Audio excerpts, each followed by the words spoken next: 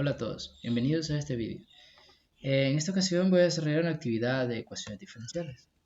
La actividad consiste en desarrollar un problema y el problema que elegí se puede resolver por el método de superposición. Bueno, nos dan una ecuación diferencial de orden 3, de orden superior 3, y esta ecuación diferencial tiene la característica que no es homogénea. Y además de ello se puede resolver por una ecuación por el método de superposición. Entonces, si se puede resolver por ese método, su solución general va a estar dada de la suma de un y sub c más un y sub p. Entonces, los pasos siguientes son escribir primero la ecuación diferencial en términos de d.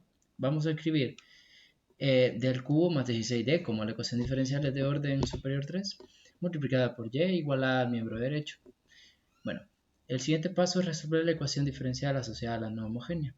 Solo vamos a tomar esta parte, porque como no es homogénea, solo vamos a tomar esta pequeña parte. Y la vamos a igualar a 0 y además de eso le vamos a cambiar la d por una m. Vamos a cambiar la variable. Entonces me va a quedar un polinomio de grado 3, m al cubo más 16m igual a 0. Al resolver esta ecuación y factorizar, nos queda m por m al cuadrado más 16 igual a 0, donde resulta que la primera solución es m sub 1 igual a 0.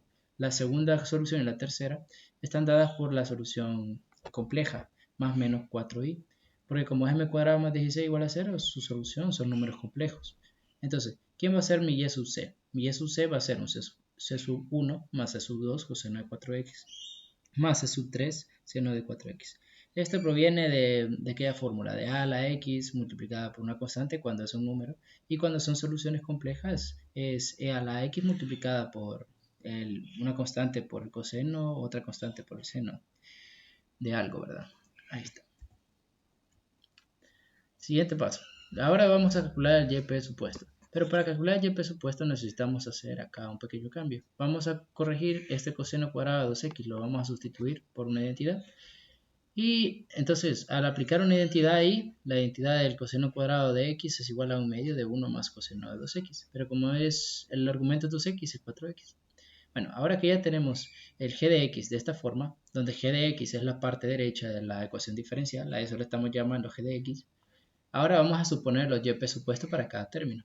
Vaya, para un medio, como es un número, entonces vamos a suponer que es una constante a, una constante arbitraria. Solo se agrega eso. Bueno, para el término medio coseno de 4x, como tiene la forma de un coseno de bx, entonces su y supuesto va a estar dado de esta forma, de esta que tenemos acá. Entonces va a ser b coseno de 4x más c seno de 4x. Y para el término 2 por e a la menos 2x, va a ser simplemente agregar otra constante, una constante arbitraria de d por e a la menos 2x. Entonces, la sumatoria de los y supuestos va a ser todo esto. Sumar a más b coseno de 4x más c seno de 4x más d e a la menos 2x. Luego, calculamos el y corregido. El y corregido es simplemente nada más comparar el y sub c y el y sub p. Como el c sub 1 y la a son constantes, entonces puede decir que son lo mismo. Entonces, para eliminar esa repetición, solo simplemente se multiplica a por x. Y ahí se elimina la repetición. Lo mismo para b coseno de 4x y c seno de 4x. Como se repiten en y sub c, se multiplica por x.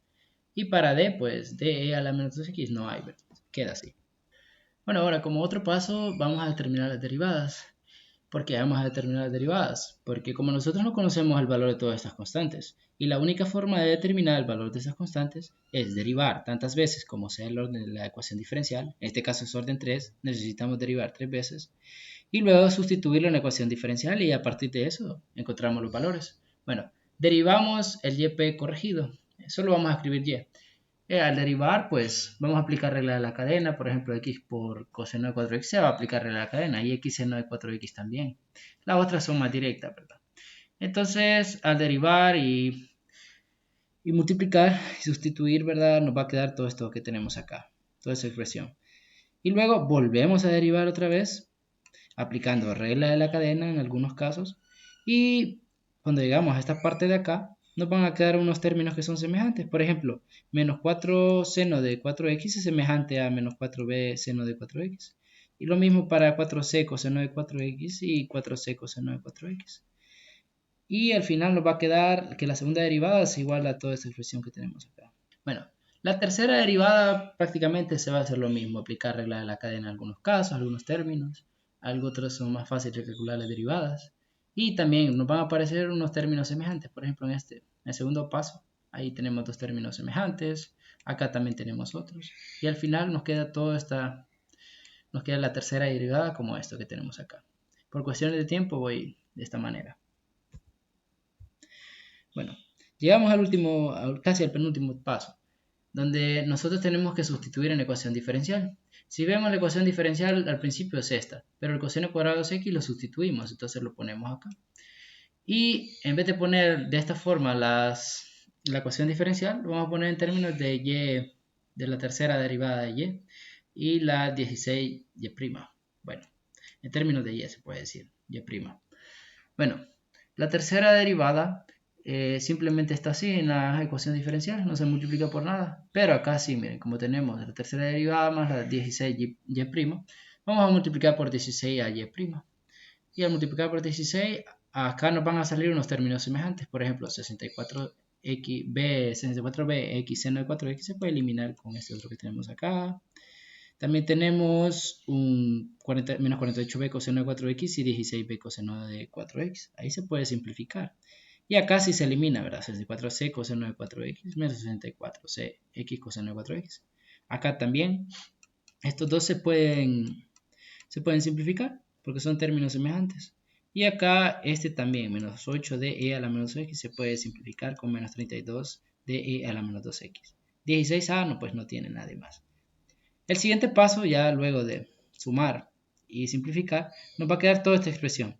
Bueno, ¿cómo saber cuáles son los valores de cada incógnita? Bueno, vamos a igualar, si ven, acá aparecen, para que toda esta parte del miembro izquierdo de la igualdad se cumpla, entonces toda la parte de la derecha debe cumplirse que los coeficientes de cada función deben ser iguales. Por ejemplo, acá tenemos coseno de 4x y acá también. Entonces, acá el coeficiente